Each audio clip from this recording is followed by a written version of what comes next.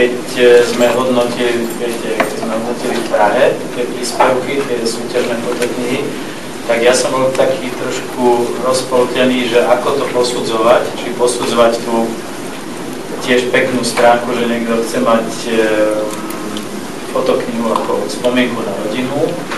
Treba, samozrejme, veľká väčšina, drvivá väčšina boli deti, dovolenky a svadby.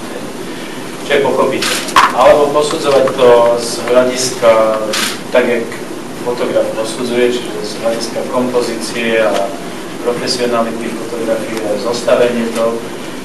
A tam vlastne došlo k takej schizofrenii, že ja som hlasoval za knižku Amerika, myslím, že tam sú vystavené. Môžete si pozrieť, lebo bola jednoduchá, robili to manželia, ktorí boli na ceste a je veľmi profesionálne spravená, je jednoduchá, nezaťažuje zbytočnými fotkami, je krátka a je veľmi dobre kompozične urobená.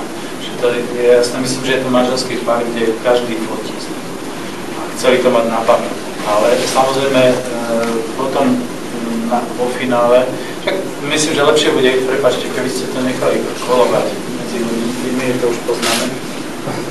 Takže tá sa nakoniec umiestnila, tuším, na druhom mieste a na prvom mieste sa umiestnila práve fotokniha učiteľky materskej školy, ktorá celý rok zbierala krásne fotky z akcií so svojimi deťmi a dokonca dokázala aplikovať aj s ilustráciami a veľmi dobre využila grafiku tohto softveru.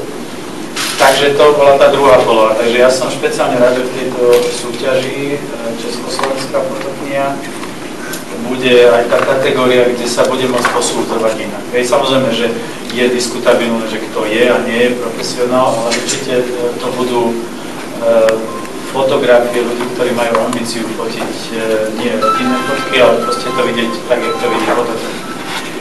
Trošku inak. No, takže to som veľmi rád. Tú kategóriu mesto, ja neviem, či ja môžem posudzovať, lebo ja si myslím, že to budú vyhrávať ľudia, ktorí sú mestskí fotografi, ktorí roky mapujú svoje mesto a sú schopní byť na akciách, ktoré boli alebo budú a sú schopní, hlavne myslím, že kultúrne alebo nejaké mestské oslavy a môžu byť pri tom, keď ich mesto bude zažívať jar, zimu, jeseň, než to bežný fotograf to nezvládne, že tam mapovať. Takže nám to bude jasné a čo sa týka podnikateľov, tak to zrejme bude a ty dvě kategorie, které se tam dali, tak znamenají, že chceme, aby si měli možnost podnikatele a fotografové a majitele vesnic a měst a památek prezentovat svoje město, místo, svoji tvorbu formou CD fotoknihy. Takže fotograf bude prezentovat svoji CD fotoknihu a té fotografie a ukáže to ostatní bude moct sdílet, jak je dobrý fotograf. A majitel města nebo vesnice bude sdílet krásy svých místa, památky a bude lákat svoje účastníky nebo svoje hosty k návštěvě svého místa. Takže bez toho, aby ty lidi se dostali.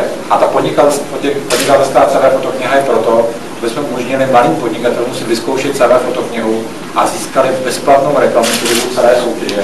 Takže ten benefit, který dneska k tomu CD přidává, dává po dobu 7 měsíců úplně zadarmou reklamu všem drobným podnikatelům, všem majitelům památek, měst, míst a všem fotografům na navštěvovaných stránkách a v pouze mých. Takže 7měsíční reklama pouze zájmu CD fotografie, myslím, že je na standard, který jsme na to zvládali. Keď sa Peter spomenul tú návštevnosť tej stránky, čo máme skúsenosti, takže počas veľkej prevádzky, keď nie je nejak extra promovaná, denne navštívi túto stránku cvfotokniha.sk zhruba 5000 unikátnych užívateľov a keď to promo tlačíme, respektíve možno keď sme na tej markize alebo na nové, tak sa dostávame číslam 20 až 30 000 užívateľov unikátnych za jeden deň.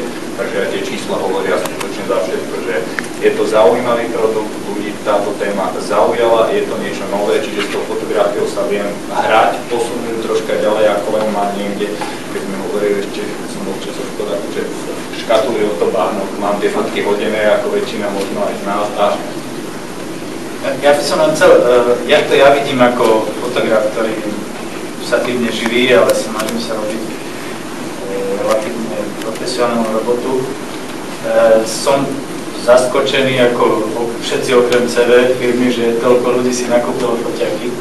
Takže existuje jedna webová stránka, teraz nová pre fotografov, existuje len štvrte roka, sa tam včera pozeral 10 700 fotografov. Myslím, že toľko fotoaparátov ani nedoviezli. Pre firmy, ktoré sa tým živia, čiže aj CV, je to výborné, že toľko ľudí fotí, ale na druhej strane myslím si, že tá printová podoba ľudí bude trošku usmerňovať, ako majú fotiť.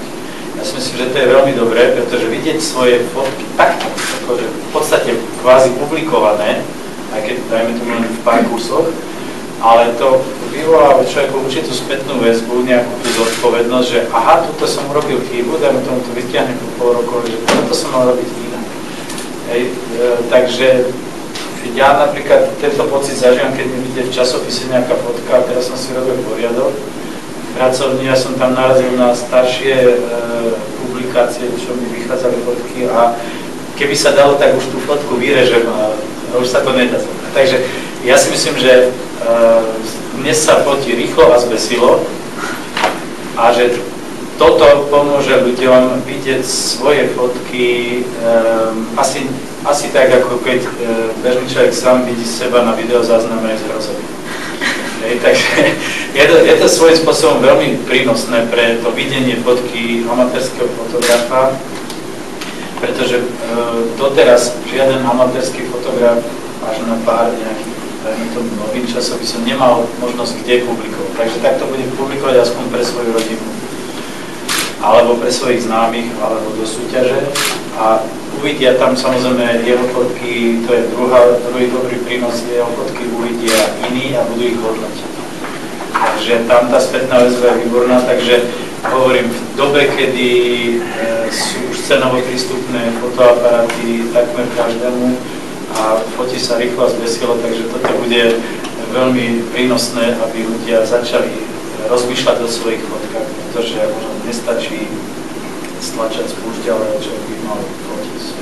Aj treba z rodinu, aj s nejakým nápadom alebo s nejakým videním estetickejších záberov. Takže ja si myslím, že tá súťaž bude zaujímavá.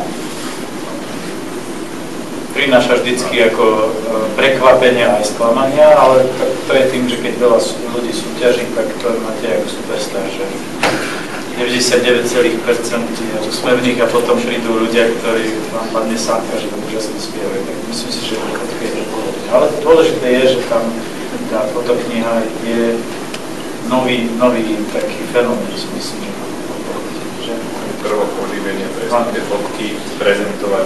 Áno, pretože nikdy to nebude tak, ako v komputri, lebo v komputri, aspoň ja som z generácie, ktorá má rada papierové fotky.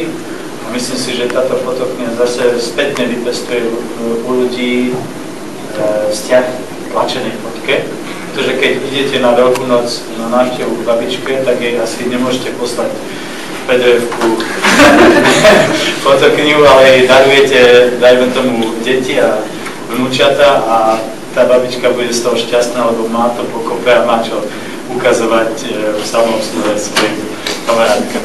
Čiže je úžasné. O tom to je, že? Radosť, zábava. Proste connecting people, ale to je